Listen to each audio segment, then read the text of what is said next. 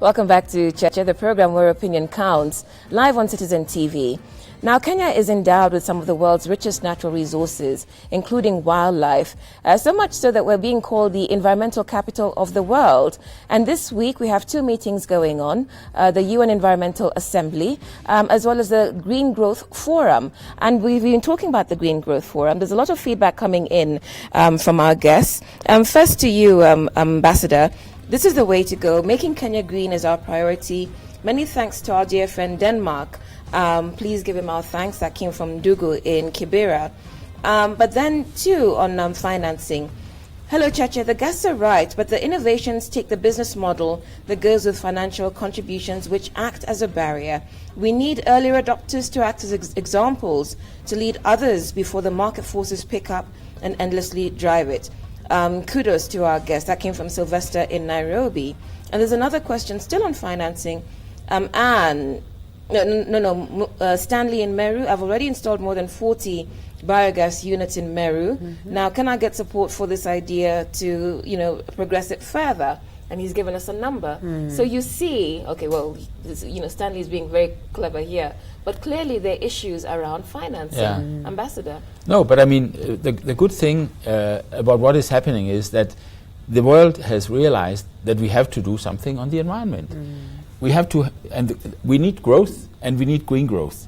And in the United States, in Europe, in Japan, where the big capital markets are, where the big pension funds are, these pension funds now realize that if they want to attract new pension customers, they have to invest in green. So a lot of this green development finance is now available for Africa. Because Kenya is at the forefront of implementing new policies on this issue, you have an opportunity here in Kenya to tap into this. How would that be done? In partnership with the banks, private banks, or banks, private banks? The private banks will link up with pension funds. Yes. There are like the World Bank. We have the Climate Innovation Center here in Strathmore University, which is a joint venture between the Danish government and the Kenyan government and the World Bank, where a lot of innovation is taking place, and then there are smaller NGOs out there who will then advise the public how to get hold of this finance from these banks. So you have the big pension funds out there in Europe and America. You have the banks here, development banks as well as the commercial banks, and then you have NGOs who are able actually transform this money into the biomass, into the solar cells, into the water harvesting, all these areas that we are so keen on doing. So the money is there. We just need to have it transformed also so that our friend in Meru can actually benefit from this. The money is there. We just and the systems are gradually being set up so that he can also benefit. Okay, two questions, and they're linked. The South and North Rift, the Lake Basin, will be affected by the destruction of the Mao forest, as this regulates and modulates temperatures. What does the ministry have in the long term to mitigate this looming catastrophe? That came from Apollo in Eldred. There's a second question. Still on the Mao, what efforts or measures are there to make sure that the Mao water catchment area is completely safe from encroachment? That's from Nixon in Kindaruma. And this question, Nyaoke in Makindu, how much has politics contributed to environmental degradation in Kenya? How has politics influenced environmental conservation? You can see that there's a thread running there. Yeah, thank you very much. I think those are very useful questions for us to address. Regarding the conservation of the Mao, I think we need to inform all of us that the government set up the Kenya Water Towers Agency, and also we have the Kenya Forestry Service. And both of these are part of the Ministry of Environment, Water and Natural Resources. We have very strong partnerships with the private sector, civil society, and the county governments to conserve the Mao ecosystem. In fact, it is not just the Kenya government, even the neighboring countries, Tanzania, all countries that benefit from rivers that emanate from the Mao are part of the Nile Basin Initiative, and we have a very strong partnership on that conservation front. Regarding how politics has affected the environment conservation, I see a positive angle to that, because when the political leadership has, you made a good mention of our former late Minister Michuki. That was an illustration of how a political level engagement can actually influence environment and natural resource conservation positively. And I think we have got many more of us who are following in that footstep. So there is a positive angle to it in the sense that when the government supports development of policies and strategies for conservation and promote these strategies, then we are able to move on very positively with the conservation. I give a very practical example. In our ministry now, we have a target of 50 million tree seedlings to be planted per year. We have also determined that for Kenya to move to the 10% tree cover by 2020, we need to plant about 7.6 billion tree seedlings. Imagine the employment creation that goes along with that.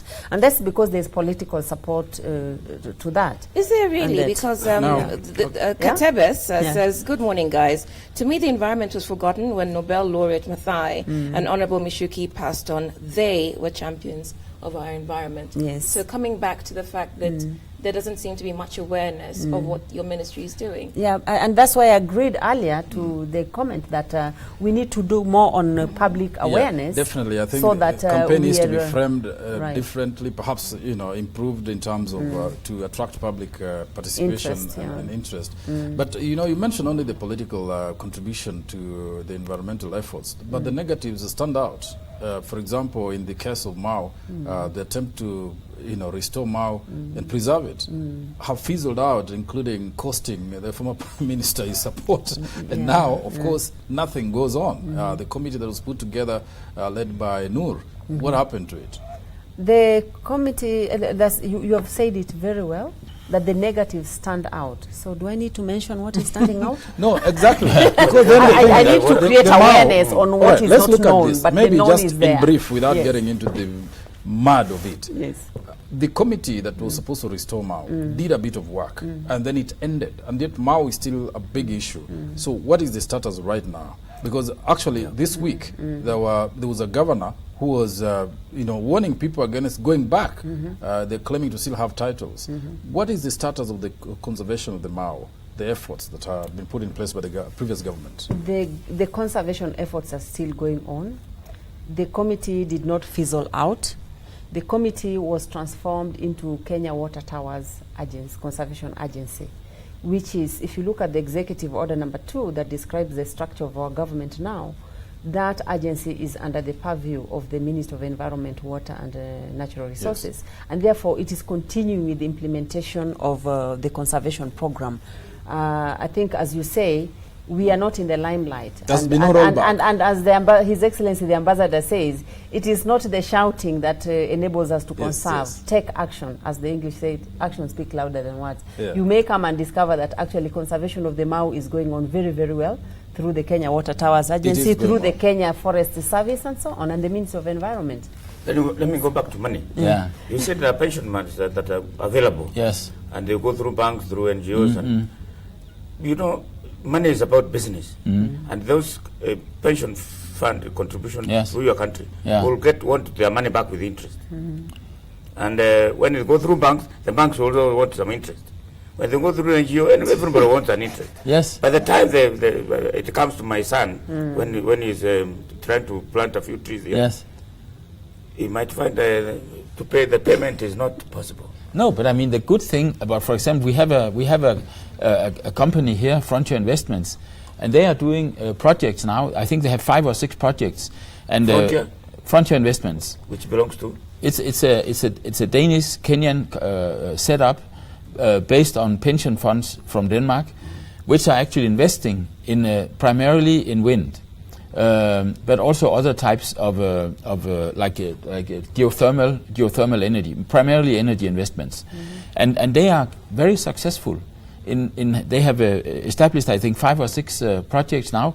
Two of them are ongoing, and as late as last week, 2 weeks ago, we had a discussion, very good discussion with the principal secretary in the Ministry of Energy and Petroleum about how we can actually move this into a wider area, so that we are not just looking at big projects, but small projects, in a project called Prosperity, Wind for Prosperity, where we actually make off-grid solutions so that in the villages you are able to have wind together with something else, because not everywhere and not all the time the wind is blowing, right?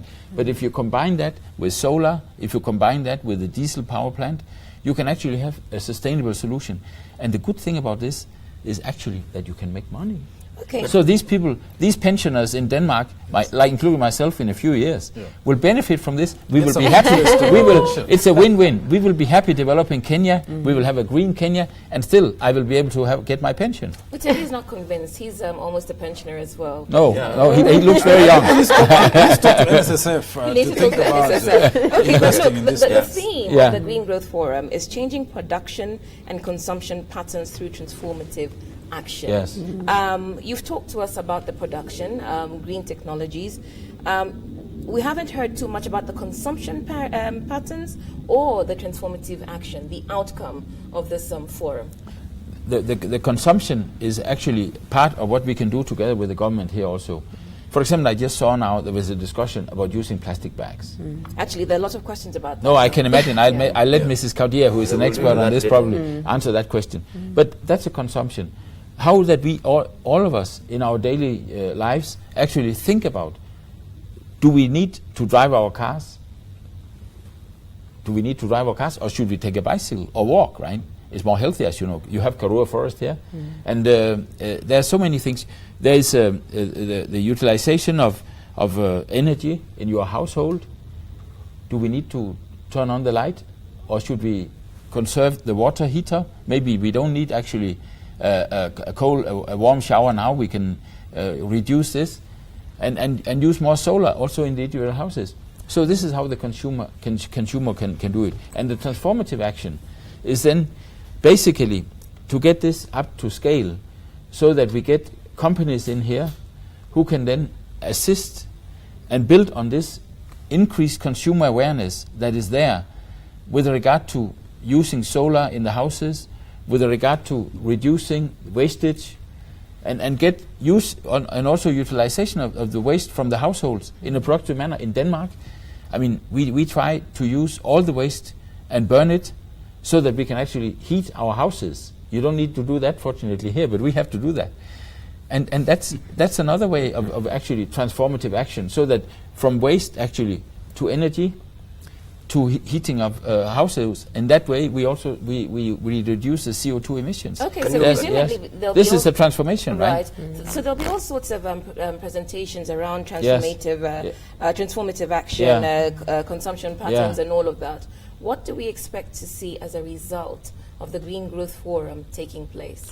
We expect to see new initiatives coming up, new partnerships in these 4 areas that I mentioned, where we have private and public companies working together. It can also, another example is water pumps. You can use different types of water pumps, but you can also, you make sure that the electricity and the energy that is needed to drive these water pumps is reduced as much as possible, that you don't waste water. And in the food area, we will get new partnerships. We will see that this, through discussion tomorrow at the Global Green Growth Forum, we will get new ideas as to how we can reduce waste of food. What I mentioned, reforestation is another example where the Kenyan government is working together with the Red Cross and the International Federation of Red Cross to establish this. We will get financing partners there who might be interested in joining up with them. And on the energy front, there are, I just mentioned Frontier Investments. They will be there at the conference, and together with Kenyan partners, they will be able to show the way. So this is cascading and becoming a wave in itself. Is Frontier Investment a working company? Yes. How do ordinary Kenyans get the money from it? This company is looking at different prospects all over Kenya and seeing, and then they find these projects. But I mean, they can be contacted. I'm sure I can make sure that we get the information. As a donor, as a partner, how confident are you that, say for instance in the case of Kenya, that your investment is properly managed? when, for instance, we hear complaints about plastic bags. Take this from Odundo. Dandora has become a dump site for so many years. It poses a health hazard. It's spoiling the environment. So when you talk about pumping money into the environmental sector, and you have low-hanging fruit, like the Dandora dump site, are you confident that your investments are in the right place, that they're being properly looked after? I am. Because we have a long-standing relationship and a long-standing partnership with the Kenyan government in so many fields, right? I mean, this investment that we are making in the environment field here is 5.1 billion Kenya shillings over a 4-year period. Really? We are not talking peanuts, and I think the Danish taxpayers are also looking very much at us. So we make sure that together with the Ministry of Environment, with the water authorities here, with all our other partners, that we invest in a way that is useful for the Kenyan development. From the Kenyan government side, though, are you confident, given the existence of so much low-hanging fruit, that you're doing well to inspire confidence? Yes, we are very confident that we are taking the right path. And I think, Mutegi, you're so concerned about money. Yes. And how the money reaches the people. The people, exactly. I think a cheap rate, affordable. Affordable money, particularly for the youth. Yeah. And let me just remind us, and women. So beyond the pension funds, which are global, and even the bonds that we are looking for money globally, that's a high-level resource mobilization strategy. But you will appreciate that within the government system, we have the Uwezo Fund, the Women Development Fund, and so on. And these, the enterprise funds, and small and medium enterprise authority is in place. So you find that our youth and our women should be able to access these financial resources for them to invest in nature-based enterprises. Dandora, yes, it has been an issue. Our ministry has been trying to manage this, not really trying, but we had come up with a very good strategy. But as you will appreciate, waste management is a devolved function in our current governance structure. So we, as the Ministry of Environment, Water and Natural Resources, we are able to work with the county governments, not just Nairobi, county governments, to support processes that will enable us to manage waste. There are many investors that are interested in Kenya. You see, there's a high confidence in Kenya as a country, and that's why investors are coming. Even yesterday, I was discussing with some Brazilian investors who are interested in enabling us to manage our waste in our capitals, in major towns. So that interest is encouraging, and it means that there is confidence in us. So we must also be confident. We have illustrated our confidence. You have talked about 4 issues about the green thing. Yes. I haven't heard much about water. What is it you are concerned about? There are 4 areas, Mutegi. One of them. I want to talk about water. Yeah, because it's very crucial in this country. No, what we do with water is we preserve water, so that in areas like the SL areas, the arid and semi-arid lands areas, we try to work with the communities there, so that in these riverbeds, where there is a possibility that you can actually extract water and build small dams, we do this together with the communities. In the areas where where the forest has been cut, we try together with the government to plant trees again, and there is now a new program to plant bamboo in new areas. And then water can also be destroying sometimes. 2 weeks ago, a month ago, I was in Western Kenya, in Kakamega and Siaya counties, and there we launched 2 new projects. Areas in Western Kenya where you had floods because of the climate change. You have these very infrequent floods, which actually are very destructive. They take the households, they store the maize, they store the rice that they have harvested, and then the floods come, and these people it takes the houses and it takes their food.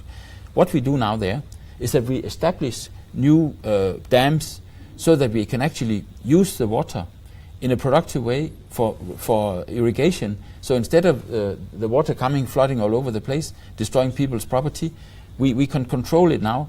It becomes a win-win situation. This is 3 examples of how we can use water. But let me just add one thing to what you were asking before, how we can actually get closer to the Kenyan people with the programs that we are doing, which is also what we want. Climate Innovation Center here in Nairobi, which I mentioned before, Strathmore University. They have possibility for innovators to come there, discuss with experts about how they can develop their programs. This can be within biomass, this can be within solar, this can be within how you can actually produce charcoal, for example, out of maize cobs. In all these areas of innovative and renewable stuff, they have the expertise, and they help a lot of people. We had an exhibition there. I think there were 20 different small enterprises showing to the Kenyan public. It's there. And what we need is just facilitation. David, many you times. Want to come in. Yeah. It looks like you want to come in. Yeah. The ambassador has to leave us shortly. Yeah. Please make it quick. In fact, we should not leave before he answers this one. But there's a disclaimer, because you have an interest in Western Kenya. When he talks well, I about would love Kakamega. to be an ambassador of the green growth in Western Kenya. Actually, I've tried to be. I hope I can have impact in that area. But it seems to me, just looking at this whole green growth concept and how it's being pitched, like we're addressing, as Woodwork mentioned, there are low-hanging fruits in this country which have yet to be tapped effectively. And we moved to the second level, where we are approaching environmental conservation from the perspective that it can be beneficial to you, it can be profitable, it can be useful to you at a personal level. Yet we are yet to conquer the basic attitude issue that you need to preserve the environment, even basic cleanliness, keeping environment clean, collecting garbage and and depositing in the right place. The basic things which, and even rivers, don't grow by the riverside, don't do this. The basic things that relate to environmental conservation, and we are pitching in a higher value proposition of how to use environment proactively, and it will be affordable and sustainable if you use it this way. But we are in the first place unable to preserve it at the elementary level. So my question to you is, okay, in Denmark, you've been there. I think you have already scaled the first level of essential, basic, fundamental, elementary environmental conservation. And now you are dealing with how you can preserve the environment and exploit it in a sustainable manner. Are you not selling to us a concept that is a little superior before we get there, that we should be telling the Kenya government first to deal with the basics, establish the foundations? Yeah. No, and then we go to now how we can utilize it better. But in Denmark, we also walked on two legs, right? Both layers actually work at the same time, because we cannot say, okay, you have to wait until a certain time before you do certain things. Yes. We have to develop it as we move along. Yes. And I think these awareness campaigns that we have been talking about here, that probably maybe that is within the government side, whether they should be strengthened or not. But there is a need, of course, to discuss with people how we collectively can improve the environment, right? Because what I see is that within the individual household, there's a great interest in doing something. And with the government now having this as a priority, the collective, for the everybody, like this project I mentioned in Western Kenya, this is not something that the individual farmers in Western Kenya can do in Kakamega or in Siaya. But if we go together and show leadership, and this is what is also being done there. There are certain community groups there. I met with a women's group in Kakamega, where you have a chairperson there, a very dynamic lady, I tell you. She has been, together with some friends, made an application for this. I have to help you manage your time now. No, because I can tell you, and she has actually shown to her community, by being active and by writing an application, they got money for this program. Okay. And they will change, it's going to change the lives of these people. So we are getting out to the people, and we are doing it in a very positive way. They will get more food. Both levels can be confronted. Yeah. So both levels at the same time we have to work on. Just to augment His Excellency's input here. Within the Ministry of Environment, what I can say in terms of doing the basics, starting from ground zero, okay? We have a very strong Green Schools program, which the government of Denmark has been supporting now for over 6 years.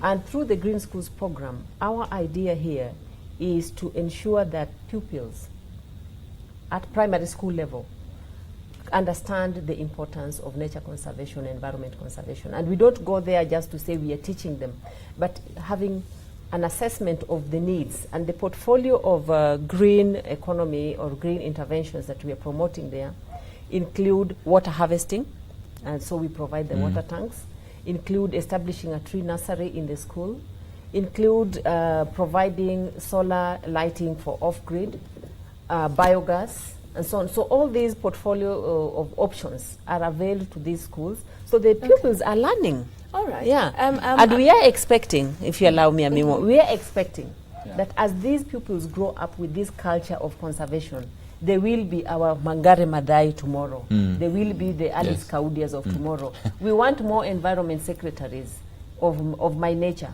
not yours. No, we want more, and we want more environmental ambassadors. Ambassadors, to be out there promoting green Ambassador, growth. I'm going to take a break to allow you to make your 9 o'clock appointment. But are there any final thoughts before you leave us? Because the feedback from our viewers has been very positive. They've thanked us for bringing you here. There are quite a few people who want to get in touch with you. Not sure that how that will go. They're very welcome to contact the Danish embassy. We are open and we like to communicate with the Kenyan population. So please, is there an email address they can use? Yes, there is an email address. It's geeand@um.dk. Say that again, please. Gee. Geert, your name? Yeah, GEE. GEE. AND at um.dk. Yeah. Thank you very much. Any final thoughts before you leave us? No, I think the cooperation that we have with the Kenyan government is now being moved to another level, where we actually get this Green Growth Forum to work tomorrow, and this is going to cascade. We are going to have a Africa Regional Conference early next year, and I'm sure that this will benefit the ordinary Kenyans as we move along. Thank you very much. This is Cheche live on Citizen TV. We're saying goodbye to Ambassador Geert Anderson of the Danish Embassy to Kenya now. We'll be back, though, with the Environment Secretary, Ms. Alice Kaudia, after this break.